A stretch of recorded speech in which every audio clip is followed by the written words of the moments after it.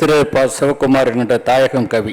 அடியெடுத்து வைப்பதிலே அறிஞர் அண்ணாவை, படிநடங்க வைப்பதிலே தந்தை பெரியாரை, கருத்துக்களை பொழிவதிலே முத்தமிழ் அறிஞர் கலைஞரை எங்களுக்கு நாளும் நினைவூட்டிக் கொண்டிருக்கின்ற கழகத்தினுடைய ஒப்பற்ற தலைவர் மாண்புமிகு தமிழ்நாடு முதலமைச்சர் அவர்களுக்கு என் வணக்கம். வெல்லுகின்ற விழியாலும் கள்ளமற்ற சிரிப்பினாலும் செல்வாக்கு பெருமை இவை சிறிதேனும் கருதாமல் எல்லோரிடத்திலும் ஒட்டி உறவாடுகின்ற தன்மையாலும் எங்களது இதயங்களில் நீக்கமர நிறைந்திருக்கின்ற கழக இளைஞரணி செயலாளர், எதிர்காலத்தில் இந்த இயக்கத்தையும் தமிழ்நாட்டையும் வழிநடத்த இருக்கின்ற மாண்புமிகு இளைஞர் நலன் மற்றும் விளையாட்டு மேம்பாட்டுத்துறை அமைச்சர் அவர்களுக்கு என் வணக்கம். அவையின் முன்னவர் மாண்புமிகு அமைச்சர் அண்ணன் துரைமுருகன் உள்ளிட்ட அனைவருக்கும் என் வணக்கத்தை நான் தெரிவித்துக் கொள்கிறேன். மாண்புமிகு பேரவை துணைத் தலைவர் அவர்களே, 2021ஆம் ஆண்டு மே திங்கள் 7ஆம் நாள் தினமணி எனும் தமிழ் நாளேடு 7வது பக்கத்தில் ஒரு கட்டுரையை வெளியிட்டிருந்தது. அந்த கட்டுரையின் தலைப்பு அன்று அண்ணா இன்று ஸ்டாலின் என்பதாகும். அந்த கட்டுரையில் மத்தியில் இருக்கின்ற ஆளுங்கட்சியையும் மாநிலத்தில் இருக்கின்ற ஆளுங்கட்சியையும் ஒரு சேர எதிர்த்து நின்று பேரறிஞர் பெருந்தகை அண்ணாவிற்கு பின்னால் தமிழகத்தில் ஆட்சி அமைக்க இருக்கின்ற திமுகவின் தலைவர் ஸ்டாலின் அவர்கள் நாளைய தினம் தன்னுடைய விஸ்வரூபத்தை எப்படி காட்டுவார் என்பதை அடுத்து வருகின்ற நாடாளுமன்ற தேர்தல் தான் முடிவு செய்யும் என்று சொல்லியிருந்தது. பேரவை துணைத் தலைவர் அவர்களே, தினமணி நாளேடு சொன்னபடி நடைபெற்று முடிந்த நாடாளுமன்ற தேர்தலில் 40க்கு 40 வென்று காட்டி தன்னுடைய விஸ்வரூபத்தை இந்தியா முழுமைக்கும் மாண்புமிகு முதலமைச்சர் அவர்கள் வெளிக்காட்டியிருக்கின்றார்.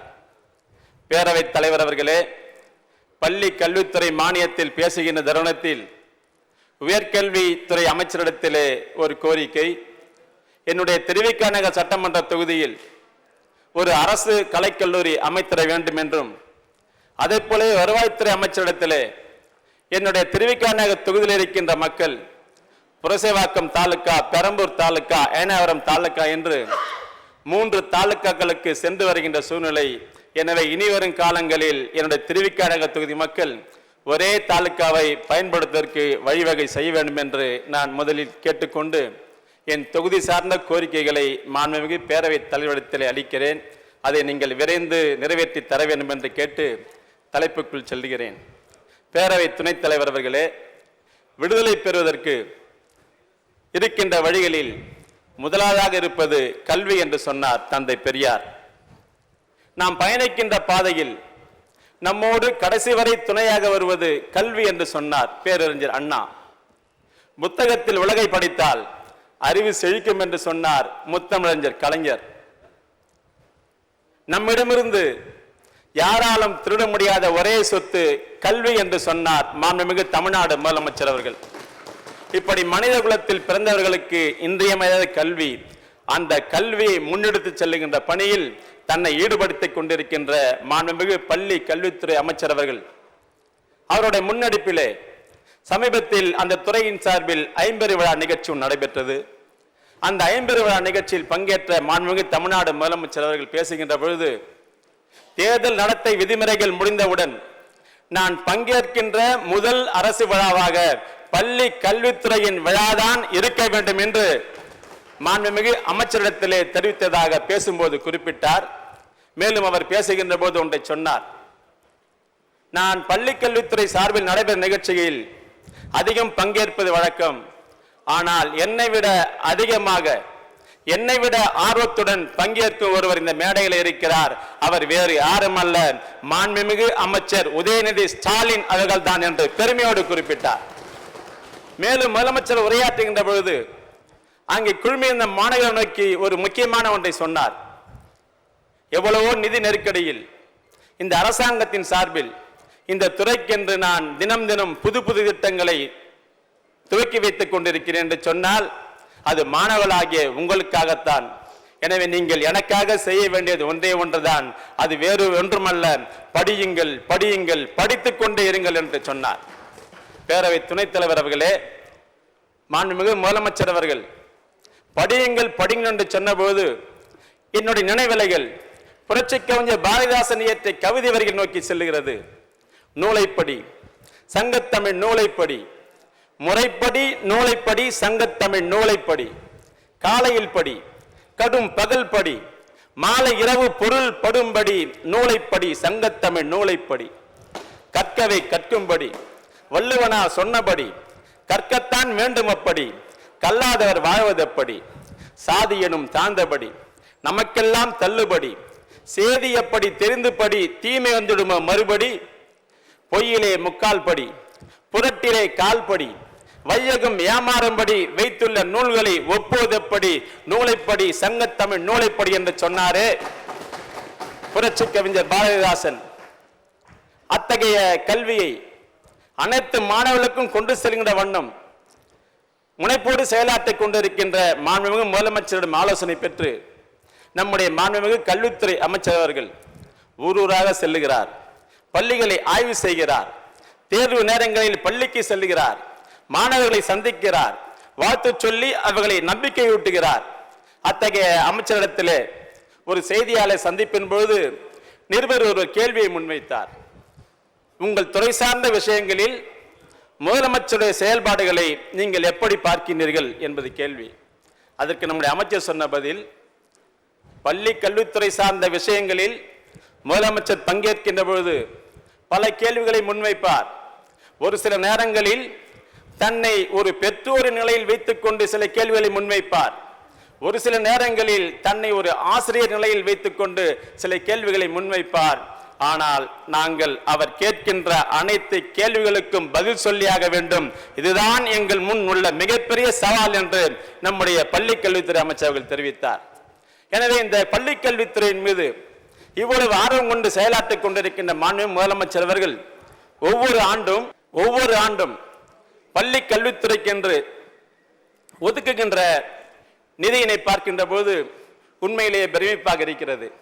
காரணம், 2021-22 ஆண்டில் ஒதுக்கப்பட்ட தொகை என்பது 32,592 கோடி ரூபாய். 2022-23 ஆண்டில் ஒதுக்கப்பட்ட தொகை என்பது 36,595 கோடி ரூபாய். அதே போல 2023-24 ஆண்டில் ஒதுக்கப்பட்ட தொகை என்பது 40,299 கோடி ரூபாய். அதே போல 2024-25 ஆண்டுக்கு என்று ஒதுக்கப்பட்ட தொகை 44,042 கோடி ரூபாய். எனவே இப்படி ஒதுக்கப்பட்ட தொகை மூலமாக நம்முடைய மாண்புமிகு முதலமைச்சர் அவர்கள் பார்க்கின்ற போது அந்த திட்டங்களால் பயன்பெறுகின்ற மாணவர் எண்ணிக்கையை பார்க்கின்ற போது உண்மையிலேயே நெஞ்சம் பெருமிதம் கொள்கிறது. புதுமை பெண் திட்டத்தால் பயன்பெறுவோர் 2 லட்சத்திற்கும் மேற்பட்டோர், எண்ணும் எழுத்தும் திட்டத்தால் பயன்பெறுவோர் எண்ணிக்கை 24 லட்சம் பேர். அதே போலவே இல்லம் தேடி கல்வியால் பயன்பெறுவோர் எண்ணிக்கை 27 லட்சம் பேர். அதே போலவே நான்முழுவதும் திட்டத்தால் பயன்பெறுவோர் எண்ணிக்கை 28 லட்சம் பேர். வாசிப்பு இயக்கம் எனும் திட்டத்தால் பயன்பெறுவோர் 30 லட்சம் பேர்.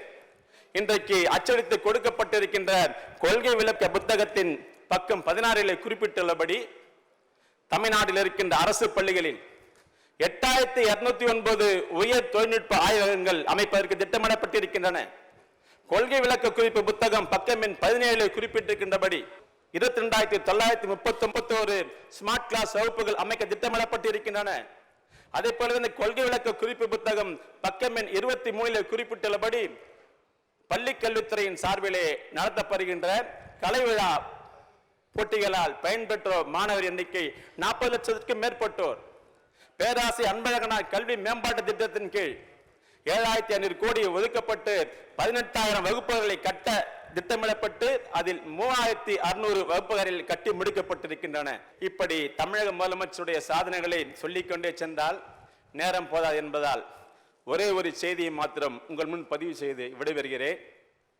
வாடிய பயிரை கண்டபோதெல்லாம் வாடின் என்று சொன்னார் வள்ளலார்.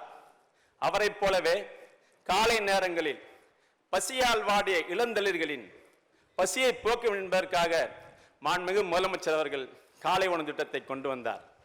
அந்த காலை உணவு திட்டத்தின் முதல் கட்டமாக தமிழகத்தில் இருக்கின்ற 1545 பள்ளிகளில் பயிலுகின்ற 1 முதல் 5ஆம் வகுப்பு வரை பயிலுகின்ற 1,16,095 மாணவர்களுக்கு முதல் கட்டமாக காலை உணவு வழங்கப்பட்டது. இரண்டாவது கட்டமாக தமிழகத்தில் இருக்கின்ற 31,008 பள்ளிகளில் 1 முதல் 5ஆம் வகுப்பு வரை பயிலுகின்ற 14 லட்சம் மாணவர்களுக்கு காலை உணவு வழங்கப்பட்டது. பேரவை துணைத் தலைவர் அவர்களே, அப்படி செயல்படுத்தப்பட்ட திட்டங்கள் எந்த வகையில் பயனளிக்கும் என்பதை பார்ப்பதற்காக அதிகாரிகள் பெருமக்கள் தமிழ்நாட்டில் இந்த திட்டம் செயல்படுத்தப்பட்ட பள்ளிகளிலே சுமார் 1540 பள்ளிகளை தேர்வு செய்து அந்த பள்ளிகளுக்கு சென்று இந்த திட்டத்தால் என்ன பயன் என்று பார்த்தபோது 1540 பள்ளிகளில் 1319 பள்ளிகளில் மாணவர்களின் வருகை சதவிகிதம் கூடியிருந்ததை பார்க்க முடிந்தது. அதை போலவே இந்த திட்டம் செயல்படுத்தப்பட்ட பள்ளிகளையும் இந்த திட்டம் செயல்படுத்தப்படாத பள்ளிகளை ஒப்பிட்டு பார்க்கின்ற போது அங்கும் மாணவர் வருகை சதவிகிதம் 77% உயர்ந்திருப்பதை பார்க்க முடிந்தது. இப்படி முதலமைச்சர்களால் செயல்படுத்தப்பட்ட காலை உணவு திட்டத்தால் மாணவர்களின் வருகை பதிவு மாத்திரமல்ல, மாணவர்களின் சேர்க்கை விகிதமும் கூடியிருக்கிறது. அதோடு மாணவர்களின் கற்றல் திறனும் கூடியிருப்பதாக கல்வியாளர்கள் பெருமிதம் கொள்கிறார்கள். எனவே இப்படிப்பட்ட சூழ்நிலையில் பல்வேறு நிதி நெருக்கடியில் மாணவர்கள் கல்வி கற்க வேண்டும் என்று அனைதினமும் பாடுபட்டுக் கொண்டு முதலமைச்சர் இந்த தருணத்திலும் மீண்டும் என்னுடைய நினைவுகள் புரட்சி கவிஞர் பாரதிதாசன் எழுதிய கவிதையை நோக்கி செல்கிறது. எண்ணரும் தமிழ்நாட்டின் கண் எல்லோரும் கல்வி கற்று கலைஞானத்தால் பராக்கிரமத்தால் அன்பால் உன்னத இமய மாமலை போல் ஓங்கிடும் கீர்த்தி எய்தி இன்புற்றார் என்று மற்றோர் ஏம்ப கேட்டிடல் என்னால என்று புரட்சி கவிஞர் சொன்னார்.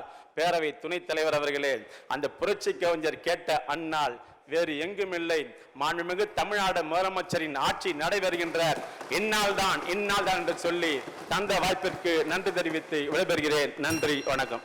இந்த வீடியோ உங்களுக்கு பிடிச்சிருந்தா ப்ளீஸ் லைக் அண்ட் ஷேர் பண்ணுங்க. மறக்காம எங்க சேனலை சப்ஸ்கிரைபும் பண்ணுங்க.